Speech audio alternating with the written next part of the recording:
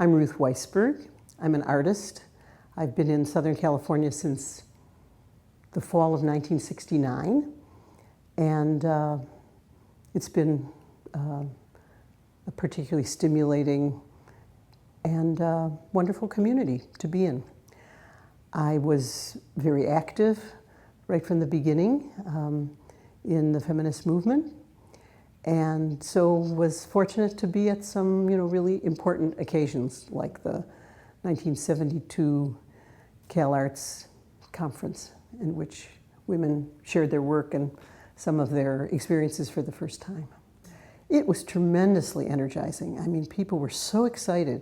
You had a tendency in those years in the late 60s, early 70s to think this was your individual experience, and you were having these problems and they were your problems. But when you heard everyone saying the same things and having similar stories, it was really empowering because you realized that it wasn't just you. I joined the USC faculty in 1970. Chesney was the associate dean, and he's the man who hired me. And I must say, I just had a very good experience right from the beginning, and have been there ever since. They've treated me very well, and I've tried to return the favor. One of the people that I became friendly with early on is a wonderful art historian named Paula Harper. She lives in Miami now, but she was at CalArts on the faculty, and through her I met many people. I knew Judy Chicago from childhood. We both grew up in Chicago when her name was Judy Cohn. And my name was Ruth Weisberg, not having ever changed my name. So, that made for rapport. I remember meeting Arlene very early on. I was at the conference in 1972 in San Francisco where the caucus was formed, and I'm one of the original caucus members. We met and created this group. The College Art Association in that period of time was dominated by Ivy League male professors. There had been a few women as well, all Ivy League.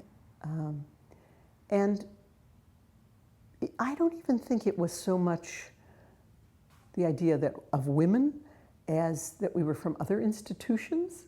It's interesting that it wasn't totally sexist as it was maybe classism. Interesting time.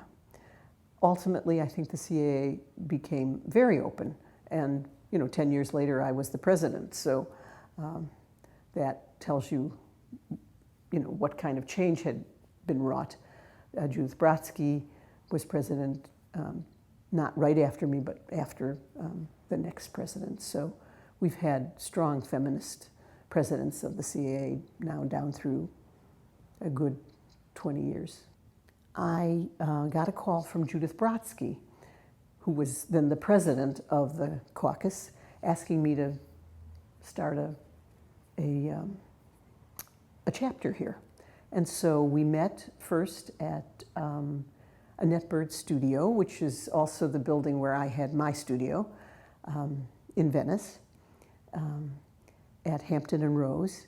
And we had an excellent turnout of artists, not so many art historians, but some. And we started a chapter. The second meeting was at the Women's Building.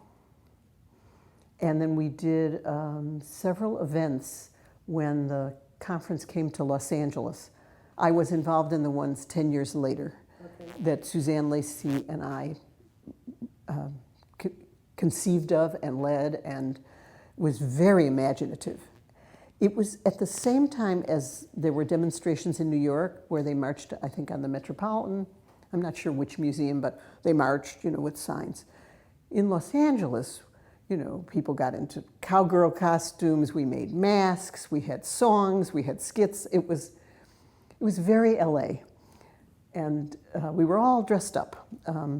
I, along with many other women, were dressed as Maurice Tuckman, and we had Maurice Tuckman masks, which everyone kept, and I think have some value today, actually.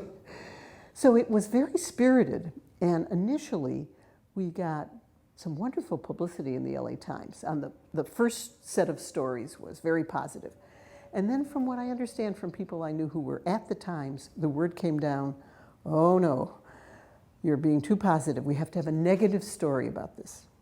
And so they managed to kind of find one woman who said that we hadn't asked her permission to reproduce an image of Maurice Tuckman. That was not true, but I think she got scared, and she said that it was. And so then there was a very negative story.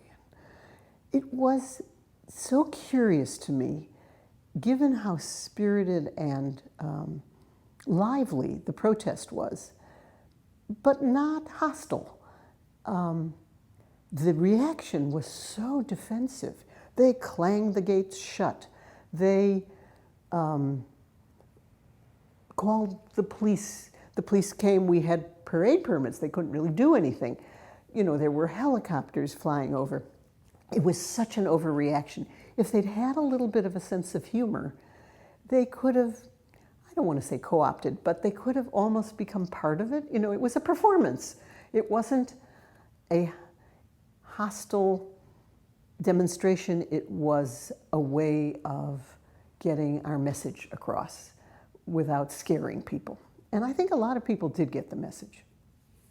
Through my friendship with June, I think I've always been more aware of the history and what LA was like in the 40s, particularly in the 50s, certainly the 60s. I also had a major connection through Elaine Sewell Jones to the mid-century modern movement. I was invited to wonderful parties. I knew the Eames. I mean, I was so fortunate as a young artist here. Partly it was through USC, partly because of June Wayne, partly because of Ray Eames. I got to be in the room with these brilliant people. There was such an idealism and a belief that we could change things. We didn't have a kind of cynical weight of history. We had some problems to overcome. Los Angeles is very diffuse. It's sometimes hard to see each other. That's one of the reasons the Women's Building was so important. It was centrally located. People came there from all over, and it created community. So there was less of a hierarchy. That was good for community. We were geographically diffuse. That was a challenge. It was a very tonic combination.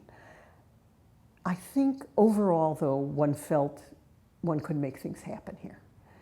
And there was a kind of optimism and activism that really made a difference. When I think back on those early days, and I think of people like Miriam Shapiro, Arlene Raven, Judy Chicago, June Wayne, you know, such larger-than-life personalities, so unafraid, so courageous, and with big ideas. And they were able to blossom here because Los Angeles didn't have that kind of weight of the Eastern establishment. And we really made things happen. It was wonderful.